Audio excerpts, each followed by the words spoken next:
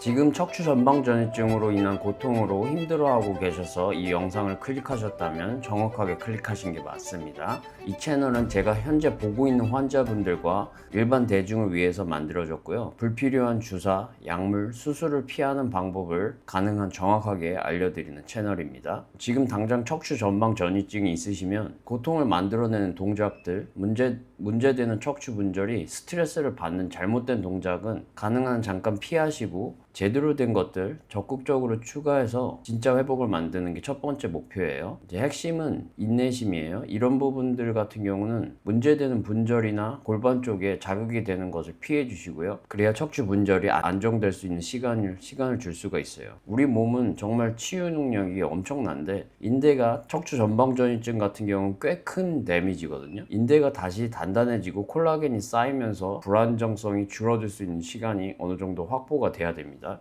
전 분리증이 있는데 전방으로 움직이지는 않았어요. 15년 동안 아직 그 자리에 가만히 있습니다. 저 같은 경우에는 제대로 된 것들을 꾸준히 한지 처음 다친 이후에 한 6개월 정도 만에 완전히 안정된 느낌을 받았어요. 안녕하세요, 닥터조입니다. 바로 시작해 보시죠. 피해야 할 것들, 먼저 미끄러진 척추뼈의 전달력이나 아니면 불안정성을 키우는 활동을 최대한 피하셔야 돼요. 초반에는 과하게 신전, 특히 뒤로 젖히는 거, 너무 높은 강도의 운동, 점프를 한다든가 갑자기 스프린팅을 하신다든가 또는 척추를 반복적으로 뒤로 젖히는 방향으로 부하를 주는 것들, 이런 것들은 전방전이증의 분절이 앞으로 가는 경향성을 더 악화시키고 치유를 늦출 수가 있어요. 몸이 그런 스트레스 없이 충분한 시간을 가져야 안정성이 좋아질 수가 있습니다. 이게 좀 의외일 수 있는 이야기예요. 업데이트가 오랫동안 안 되시는 의사들분이라든가 오래전 정보를 아직도 종교처럼 믿고 있는 분들 같은 경우는 놀라시거나 화를 내시는 분들도 있어요.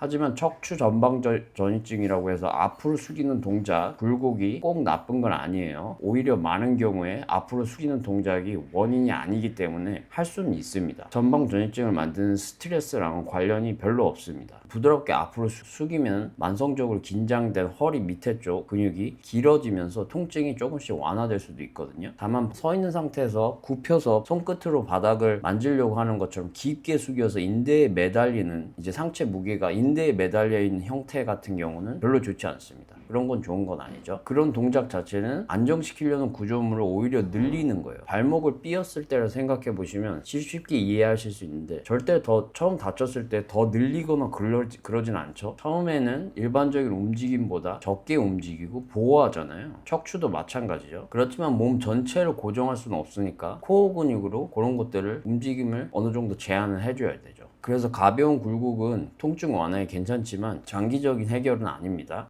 척추 전방전이증 환자에게 이렇게 교정하는 카이로프락터는 그렇게 많지는 않은데요. 첫 번째 방법은 손상된 척추뼈를 직접 앞에서 뒤로 밀어주는 방식이에요. 메카닉으로 보면 이게 정말 도움이 될 수 있는 방법이죠. 다만 환자가 조정받는 동안 긴장을 풀기가 좀 어려운 방법이에요. 전방에서 후방으로 이제 조정하다 보니까 미끄러진 척추뼈를 앞에서 뒤방향으로 밀어줘야 되기 때문에 카이로프락터가 소장 사이로 조심스럽게 옆으로 밀고 엄지나 손으로 압력을 줘서 복부를 느린 모션으로 주먹으로 약간 맞는 것 같은 그런 느낌이 나거든요. 굉장히 불편한 방법이긴 하죠. 하지만 이 교정을 하고 코어 안정성과 골반 안정근을 강화한다면 정렬이 좋아질 수 있는 건 아주 확실한 방법이죠. 하지만 코어 근육이나 골반 안정근을 강화시키면 정렬이 좋아지니까 전체적으로 회복되는 속도가 아주 빠르게 확보되는 것은 사실이긴 하죠. 다른 방법으로는 이제 간세드 방법이 있는데 척추 전방전이증을 조정할 때 보통 손상된 그 척추 아래쪽, 보통은 천골 쪽을 교정합니다. 위에 말한 것처럼 부서져 있는 분절이 앞으로 이렇게 시프트 되고 있기 때문에 뒤쪽에 있는 부분을 밑에 쪽에 있는 분절을 앞쪽으로 거기에 맞춰서 교정을 해주는 거죠. 그럼 위에 말한 방법처럼 앞에서 뒤로 교정한 거랑 비슷한 방법으로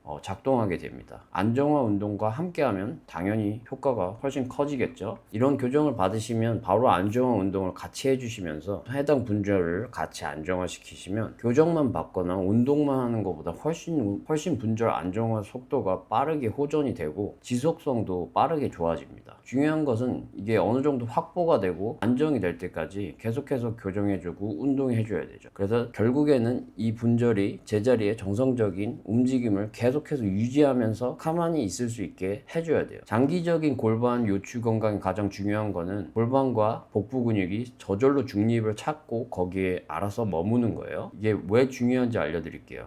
척추 전방전이증이 있는 대부분의 환자들은 전방 골반 기울기가 골반이 이제 전방으로 경사가 있는 것들이 어느 정도 있어요. 대부분의 사람들이 있습니다. 보통 골반의 아탈구 중에서 이런 형태를 만드는 것들이 있고 그런 것 때문에 요추 4번이나 5번 같은 밑에 있는 요추 부분이 장기적인 아탈구가 생기면서 전방 전이증이 만들어지기 쉬운 그런 환경을 만들게 되죠. 그래서 이제 뒤쪽에 펄스 같은 게 깨지고 그것 때문에 이제 척추 앞쪽인 그 바디가 앞쪽으로 이렇게 되는 거죠. 그래서 그게 시프트가 되다 보니까 근육들이 보호 모드에 들어가게 되고 긴장된 고관절 굴곡근이 불안정한 부위를 잡아당기게 돼 있어요. 그래서 회복 초기 중기까지는 약간 후방 골반을 인위적으로 만들어줘서 후방에 있는 척추 관절을 열어주고 당기는 힘을 줄여서 더 중립적이고 안전한 자세를 만들어줘야 돼요. 엉덩이 근육을 꽉 조이면 빠르게 후방 기울기가 만들어질 수 있거든요. 이제 치골 앞으로 꼬리뼈를 앞쪽으로 넣는 거죠. 하지만 이걸 하루 종일 할 수는 없는 거죠. 그래도 둔근은 그래서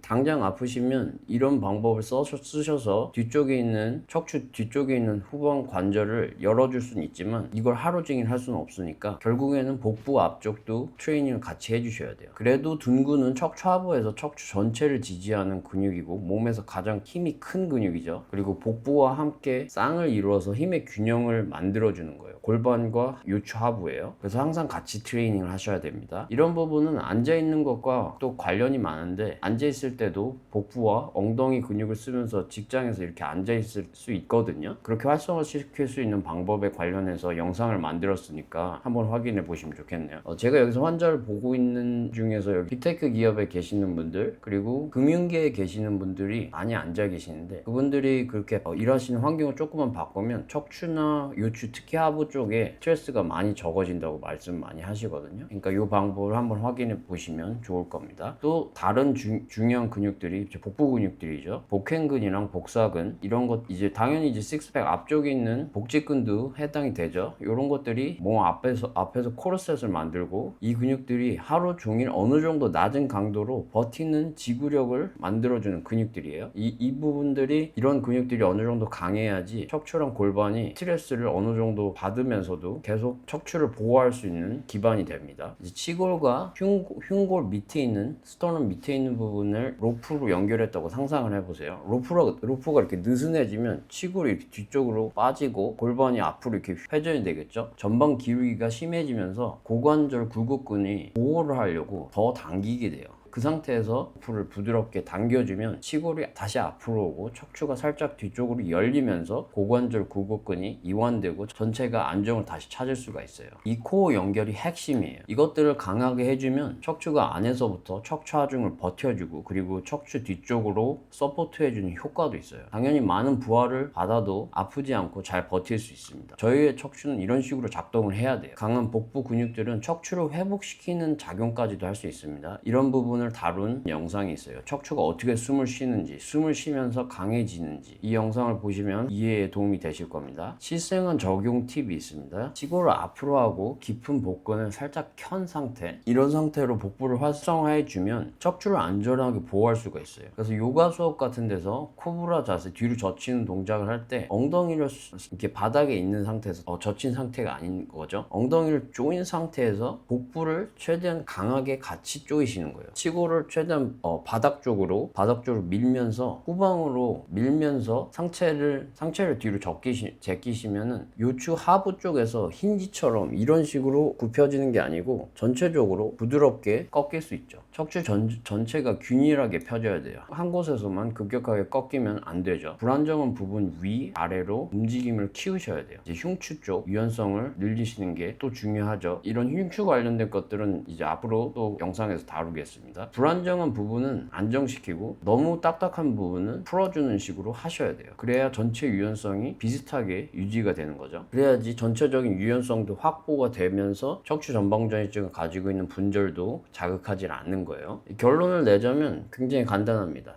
자극이 되는 것들은 피하고 몸이 안정될 시간을 주고 가벼운 굴곡이나 재활 운동으로 회복하려고 해보시고, 만약 그런 것들이 충분하지 않으시다면 카이로프락틱 교정을 활용해서 회복을 극대화해서 지금 현재의 문제와 미래 척추 관절 문제를 미리 예방하는 게 최선이죠. 예방의학이 최고의 의학입니다. 하지만 장기적으로는 꾸준한 복부 운동, 둔근 그리고 근육 운동을 꾸준히 얼마 동안, 평생 동안 트레이닝을 해야 돼요. 일주일에 두세 번은 운동해야 되죠. 그렇게 한다면 저를 포함해서 많은 분들이 정상적인 활동으로 다시 돌아갈 수가 있습니다. 가끔 보면 너무 안 좋은 분들은 진짜 희망이 없는 상태에서 오시는 분들도 있어요. 완전히 좌절하셔서. 근데 그러실 필요 없습니다. 아주 잘 회복되니까요. 희망을 가지시고, 오늘 이 이야기가 도움이 되셨다면 채널 응원 부탁드리고요. 혹시 척추 전방 분리증, 전이증이 있으신 친구들이나 가족분들이 있다면 이런 것들 한번 보내주시면 이해하시는데, 회복하시는데 더 많은 도움이 될 겁니다. 여러분의 척추 건강을 항상 응원하는 닥터주였습니다. 감사합니다.